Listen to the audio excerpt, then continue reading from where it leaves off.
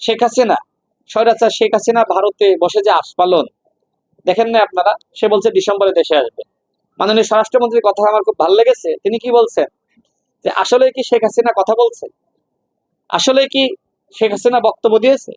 এ বিষয়ে আমি বলি, দেখেন, মানুষের মনে প্রশ্ন যে ভারতে যে প্রেস ব্রিফিংটা হলো সেখানে সরাসরি শেখ হাসিনা বক্তব্য দেওয়ার কথা ছিল। যেহেতু শেখ হাসিনা আসে নাই, সুতরাং যে অডিও বক্তব্য সেখানে দেখানো হয়েছে এটা কি আসলে শেখ হাসিনার বক্তব্য নাকি এআই বক্তব্য?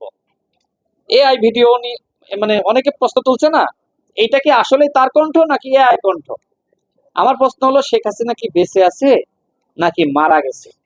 যদি বেঁচে থাকে তাহলে ডিসেম্বর মাসে সে বাংলাদেশে ফিরুক, আমরা তাকে বরং করে নিতে প্রস্তুত আছি ফাঁসির কাস্টে ঝোলানোর জন্য। কারণ যে গণহত্যা চালিয়েছে, এই গণহত্যার মাপ তো ভাই হইতে পারে না, ক্ষমা চাইলেও মাপ হয় না। তারপরে যদি অনুতপ্ত বোধের জায়গাটা থাকতো, তাই না? সেখানে সজীবদের জয়, তার কোনো অনুতপ্ত বোধ আছে? সেখানে আরো আওয়ামী লীগের অন্যান্য যারা নেতৃবৃন্দ বক্তব্য রেখেছে, নিষিদ্ধ ঘোষিত আওয়ামী লীগ, কোনো অনুতপ্ত বোধ আছে? কিচ্ছু নাই তো। সুতরাং এদেশের জনগণ কেন আওয়ামী লীগকে ক্ষমা করবে? বিরোধী লড়াই বলেন আর গণ অভ্যুত্থান বলেন, সেই জায়গায় একজন রাজনৈতিক দায়িত্বশীল নেতৃত্ব হিসেবে যথাযথ ভূমিকা পালন করেছে।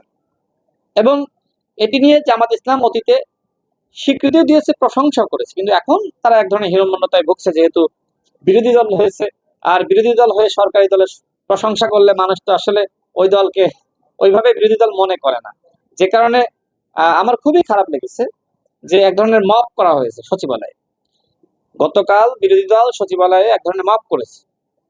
এবং এর আগে আরেকটি রাষ্ট্রীয় অনুষ্ঠান 5 আগস্ট, সেই অনুষ্ঠানে আমিও উপস্থিত ছিলাম এবং অনেক বিদেশি কূটনীতিক তারাও উপস্থিত ছিল।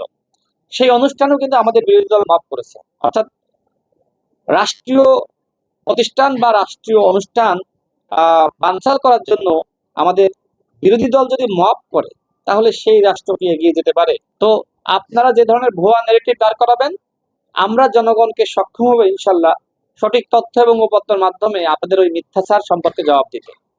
ইতিমধ্যে কিন্তু মানুষ নিন্দা করছে যে যারা ক্ষমতায় যাওয়ার স্বপ্ন দেখে, যে দলের সাংগঠনিক সক্ষমতা আছে বা বাংলাদেশের প্রধান বিরোধী দল, তারা কোনোভাবে আসলে এইভাবে সচিবালয় ঘেরাও করতে পারে না, সচিবালয় মব করতে পারে না। মানুষ সমালোচনা করছে না, সাংবাদিক ভাইরা করছে কিনা, যে আপনি সরকারের কাছে আপনার দাবি জানান, কথা বলেন।